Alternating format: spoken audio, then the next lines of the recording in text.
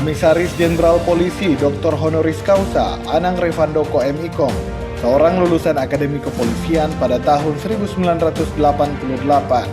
Lahir pada tanggal 14 Oktober 1965 di Semarang, Jawa Tengah.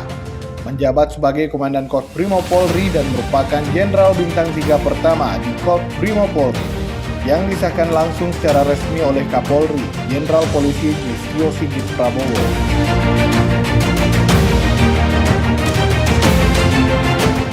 Komandan Batalion A Pelopor, Sat Brimob Polda Sulawesi Selatan. Komandan Batalion B Pelopor, Sat Brimob Polda Sulsel. Komandan Batalion D Pelopor, Sat Brimob Polda Sulsel. Komandan Batalion D Pelopor, Danjen Gegana Sat Brimob Polda Sulawesi Selatan. Kablaop Sat Brimob Polda Sulawesi Selatan. Kasubdin 1 Bom Teror, Detasemen Gegana. Bintara Batalion D Pelopor, Sat Brimob Polda Sulawesi Selatan. personel Detasemen Gegana Sat Brimob Polda Sulawesi Selatan. Personil Batalion A Pelopor, Sat Brimob Polda Sulsel. Kami, Poluan Sat Brimob Polda Sulawesi Selatan.